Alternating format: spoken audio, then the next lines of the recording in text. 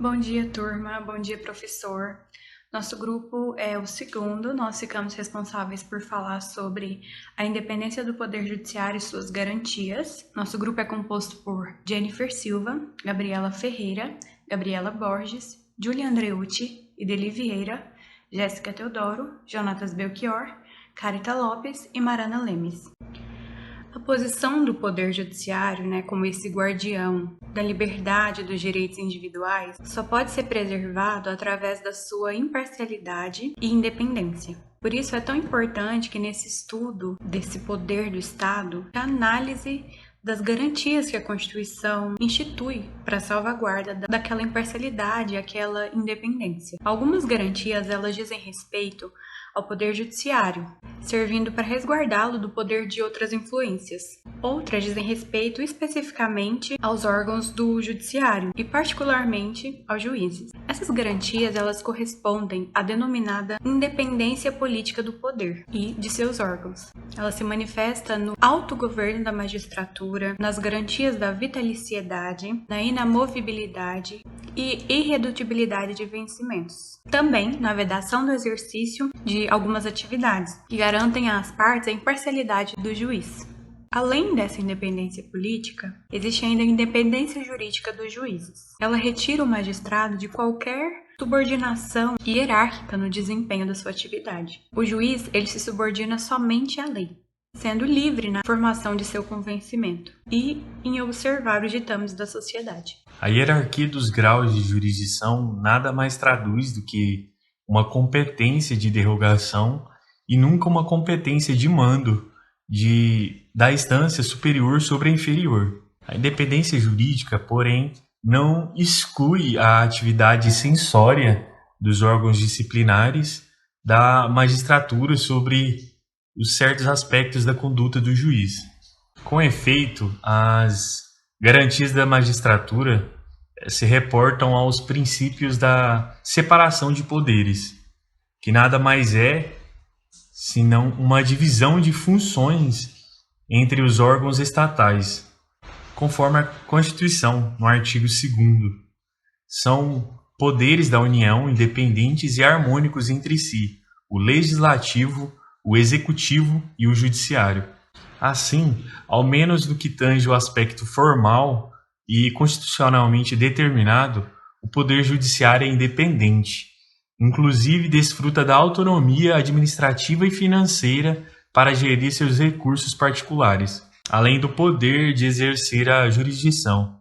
A independência política do Poder Judiciário está ligado ao exercício da função que a Constituição lhe atribui, que é julgar e executar o julgado. Portanto, a independência política do Judiciário destina-se a garantir o exercício da função jurisdicional, exclusivamente por esse poder. Está prevista por modo expresso pela Constituição no artigo 5º. A independência administrativa, também chamada de autogoverno da magistratura, consiste na aptidão do judiciário de gerenciar com autonomia os elementos pessoais e os meios materiais e financeiros imprescindíveis ao exercício da função jurisdicional. Bom dia, pessoal. Dando continuidade ao trabalho, falarei um pouco sobre as garantias do Poder Judiciário como um todo. Ao Poder Judiciário, a Constituição assegura a regalia do autogoverno, que são chamadas garantia institucional. Como sabemos, os poderes da União, independentes e harmônicos, são os poderes entre si, o legislativo, o executivo e o judiciário. E para que o judiciário possa atingir sua finalidade, que é a manutenção da independência, é necessário que ele seja assegurado algumas garantias institucionais, a fim de que não seja nem violado e nem desrespeitado pelos outros poderes. As garantias institucionais prevêem a autonomia orgânica administrativa e a autonomia financeira ao Poder Judiciário. A garantia institucional de autonomia orgânica administrativa se define como chamado autogoverno do tribunal, onde os tribunais elegem seus órgãos diretivos próprios, sem participação do executivo e legislativo. Essas garantias ela ainda cria seu regimento interno, organiza-se internamente, sendo que sua estrutura interna é determinada pelo próprio tribunal. Em relação à garantia de autonomia financeira, essa existe para assegurar os exercícios do Poder Judiciário. Garante que o seu poder judiciário não dependa de outro poder para resolver quaisquer situação relacionada às suas finanças. Tal garantia está prevista e expressamente na Constituição Federal, onde minha colega Jennifer vai estar falando de alguns artigos na Constituição Federal. Bom dia, meu nome é Jennifer e vou dar continuidade à apresentação da Marana. Bom, os juízes gozam das garantias e proibições ou vedações de coisas que eles não podem fazer em razão do cargo. Então, como garantia, temos 3 previstas na Constituição Federal Brasileira. A primeira, o cargo é vitalício. O juiz só deixa seu cargo quando ele se aposenta, morre ou quando ele não quer mais ser juiz. Há também a possibilidade do juiz ser exonerado, porém para isso acontecer é um processo muito difícil, até mesmo de ocorrer. Até porque o juiz pode ficar o resto da vida no cargo, desde que ele não viole nenhuma norma e não cometa nenhum crime. E também não pode diminuir o salário de um juiz, por nenhum motivo. Pois o valor que ele recebe tende só a aumentar de acordo com a carreira. E uma terceira garantia é a imovibilidade do juiz, pois ninguém pode obrigar um juiz a sair de sua comarca para ir para outra. Também isso acontece normalmente quando o juiz muda de comarca, quando ele vai evoluindo na carreira e buscando comarcas maiores. Todas essas garantias existem para a gente saber que o juiz vai julgar imparcialmente e que ele não vai sofrer nenhum tipo de pressão e que ninguém vai obrigar ou chantagear o juiz. Então, são garantias para o Poder Judiciário poder funcionar. Então, o juiz tem que ter essa segurança que ele vai poder julgar e nada vai acontecer com ele, porque ele está fazendo o que ele deve fazer. Mas também tem algumas vedações. O juiz não pode participar de nenhuma atividade partidária. Ele também não pode aceitar presentes ou valores das partes. O juiz também não pode atuar depois de ter aposentado na mesma vara antes de 3 anos. Ele também não pode exercer nenhuma atividade, salvo de ser professor da atividade de magistrado. Eu vou estar deixando no grupo os artigos da Constituição em que fala todos esses direitos e vedações dos juízes, tá bom? Eu me chamo Cárita e agora darei continuidade ao trabalho falando sobre as garantias da magistratura. As garantias da magistratura são instrumentos constitucionais que visam proteger o juiz em seu exercício, protegê-lo de possíveis retaliações, de possíveis pressões no trabalho dele, no momento em que ele estiver ali fazendo o exercício da jurisprudência. O juiz, no exercício de sua função, ele deve ser independente, tanto interna como externamente. Internamente, ele deve exercer o poder dado a ele sem um medo da repercussão de suas ações, da sua decisão, ou seja, sem ligar para uma possível pressão. E externamente ele não pode participar de nenhum meio externo, como partidos, para que isso não influencie em sua decisão no seu momento de trabalho.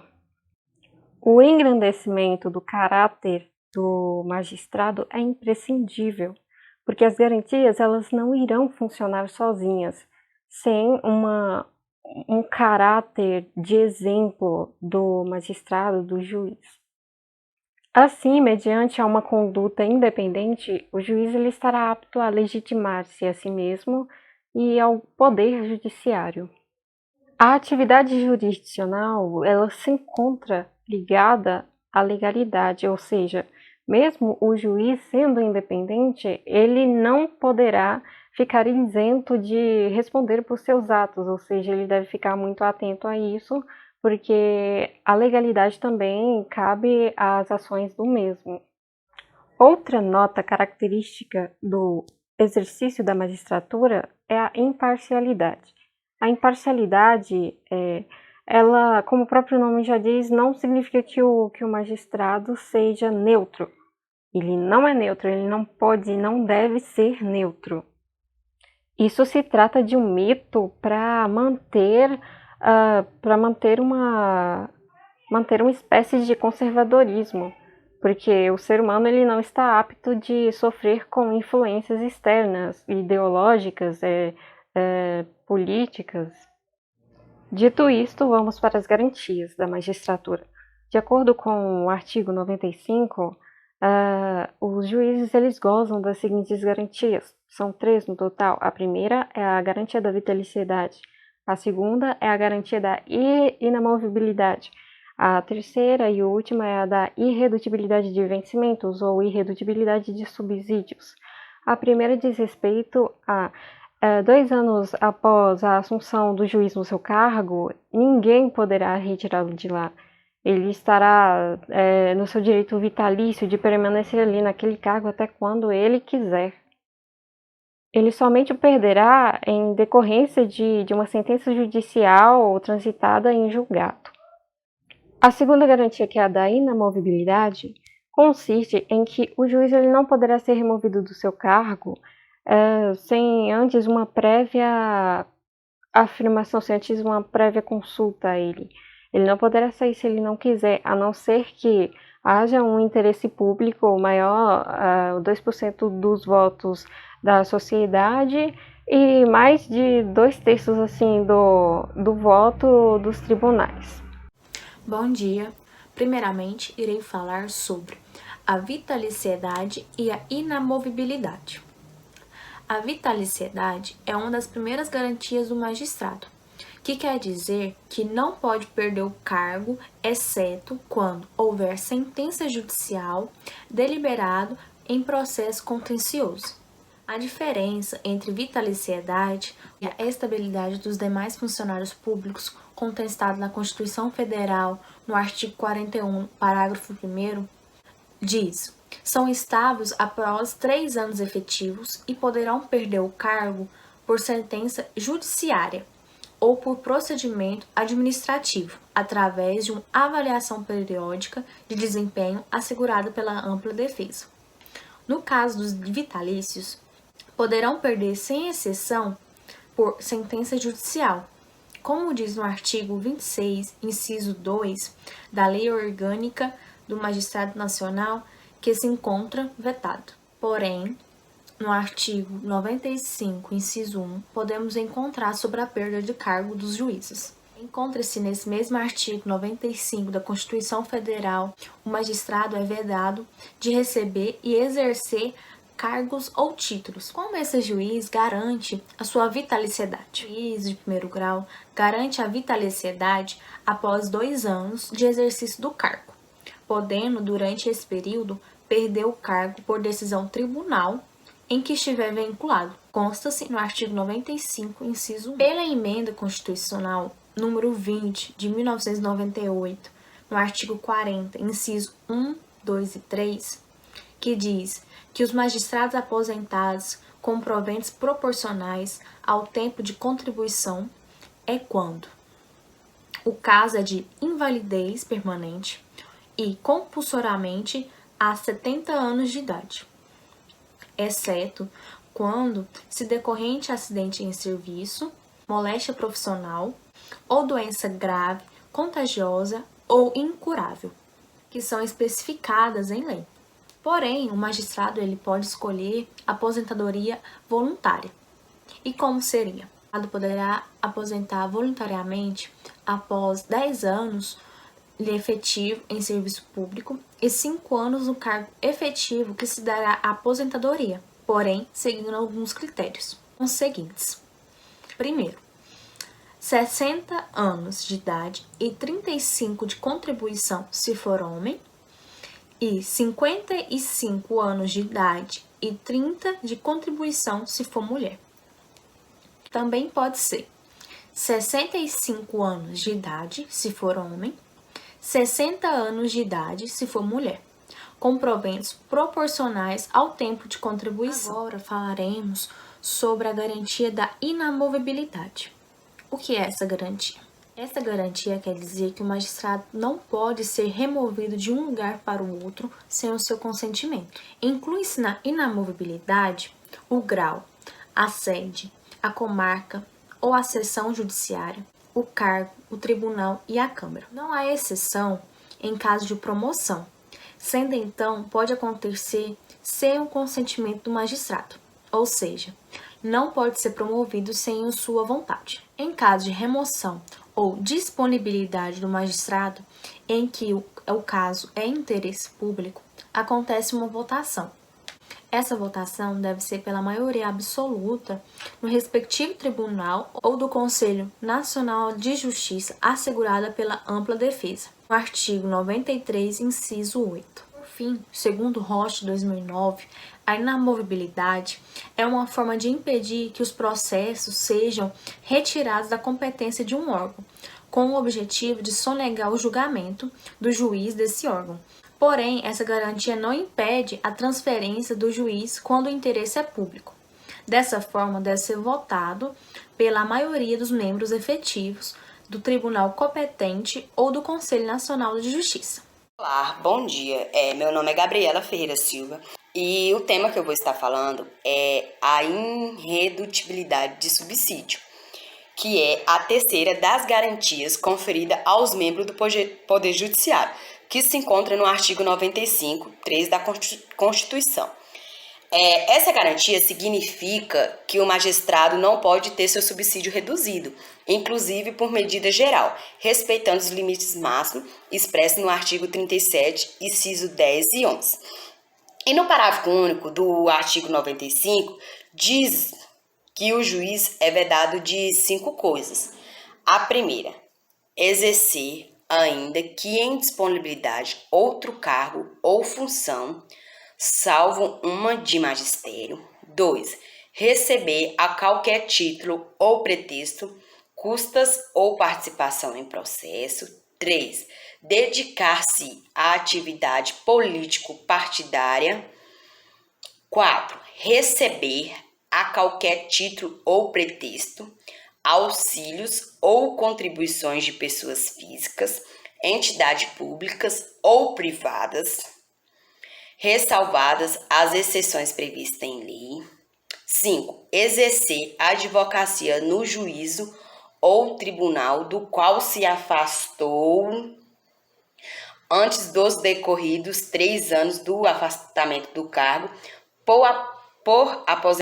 Sabe-se que o juiz é um sujeito do processo que está na relação processual entre as partes e acima delas. Dessa forma, se torna necessário que o mesmo seja imparcial, neutro e que não há nenhum interesse sobre os litigantes. Além disso, é fundamental que as partes não possuem nenhuma dúvida em relação à imparcialidade do juiz, já que essa imparcialidade é um princípio que foi determinado pela Constituição Federal de 1988. Se ocorrer do juiz ser parcial, há 2 ordens para o afastamento desse, que são os impedimentos, que está previsto no artigo 144 do Código de Processo Civil de 2015, e a suspeição, que está no artigo 145, também do Código de Processo Civil de 2015.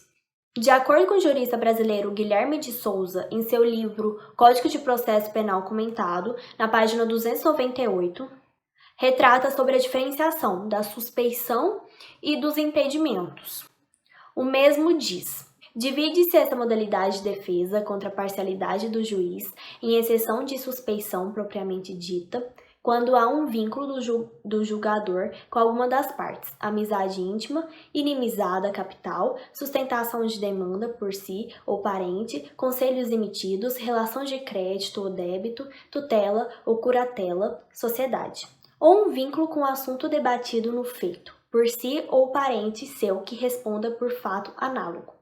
E exceção de impedimento, não é mencionado expressamente no Código de Processo Penal com essa desinência, representando um vínculo, direto ou indireto, com o processo em julgamento, tenha por si ou parente seu atuado no feito, embora em outra função, tendo servido como testemunha, tenha funcionado como juiz, em outra instância, tenha por si ou por parente interesse no deslinde da causa. O artigo 95 da Constituição Federal afirma que, parágrafo único, ao juiz é vedado exercer ainda que em disponibilidade outro cargo ou função, salvo uma de magistério, receber a qualquer título ou pretexto, custas ou participação em processo, dedicar-se à atividade político-partidária, receber a qualquer título ou pretexto, auxílios ou contribuições de pessoas físicas, entidades públicas ou privadas, ressalvadas as exceções previstas em lei, exercer a advocacia no juízo ou tribunal do qual se afastou, antes de decorrido 3 anos do afastamento do cargo por aposentadoria ou exoneração. A parcialidade pode assumir diversas características, como uma simples expressão corporal facial. Assim, o magistrado ele deve tomar o maior cuidado durante o processo. Por fim, trago o artigo 252 do Código de Processo Penal, o qual aborda que o juiz não poderá exercer jurisdição no processo em que tiver funcionado seu cônjuge ou parente, consanguíneo ou afim, em linha reta ou colateral, até o 3º grau, inclusive como defensor advogado, órgão do Ministério Público, autoridade policial, auxiliar da justiça ou perito, ele próprio houver desempenhado qualquer dessas funções ou servido como testemunha, tiver funcionado como juiz de outra instância, pronunciando-se de fato ou de direito sobre a questão, ele próprio, seu cônjuge ou parente consanguíneo, afim, em linha reta ou colateral até o 3º grau, inclusive for parte diretamente interessado no feito. Bom dia, dando continuidade para poder fechar o nosso trabalho, a Júlia acabou de falar aí a respeito, das vedações, e também de algumas garantias aí que o juiz tem, mas principalmente a questão das vedações que estão presentes aí no artigo 95 da Constituição, e relacionado, por exemplo, ao juiz não poder exercer, outra atividade, a não ser um cargo aí de magistério, após ele se afastar de uma comarca, por exemplo, ou se aposentar, ele não poder exercer atividade nessa comarca, um período aí de 3 anos, justamente uma forma de garantir a imparcialidade, Mas, no geral, o autor, ele pauta muito aí no artigo 95, 96 da Constituição, para tratar justamente dessa garantia de imparcialidade aí, das garantias que o Poder Judiciário tem justamente para poder, no tocante a ele ter essa imparcialidade, e ter essa independência, Porque a gente percebe, que um dos princípios da República é justamente esses 3 poderes, independentes e harmônicos, o Poder Executivo, Legislativo, e o Poder Judiciário, Só que uma forma de garantir essa independência, do Poder Judiciário parte justamente de algumas prerrogativas que ele tem, de algumas competências de legislar em torno da sua estrutura administrativa, Então, por exemplo, eles podem constituir aí seus regimentos, nomeações de cargo, ampliações de cargos, de comarcas, sem, depender aí de uma autorização, digamos assim, do Executivo ou até mesmo do Legislativo, Mas essa independência, ela não é 100% plena, porque se nós pegarmos a questão dos tribunais superiores, por exemplo, nós vamos ter presença aí de participação do Executivo e do Legislativo, como é o caso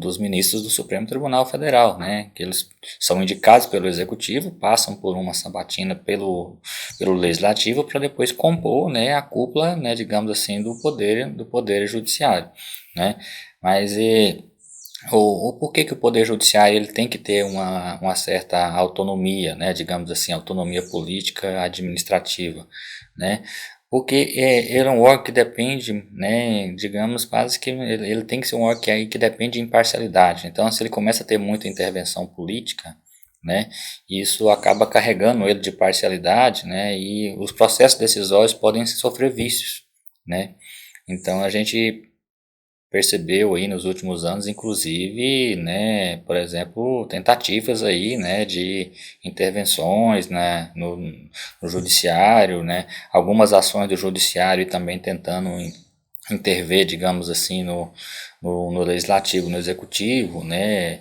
tentando, né, caçar atos aí do executivo, que a gente sabe que ele só pode fazer essa competência para isso só vem se esses atos forem, né, tiverem carregados aí de vício de legalidade, de vício de finalidade, mas se não os atos administrativos eles são, né, são regulares, não podem ser, né, submetidos ao Poder Judiciário.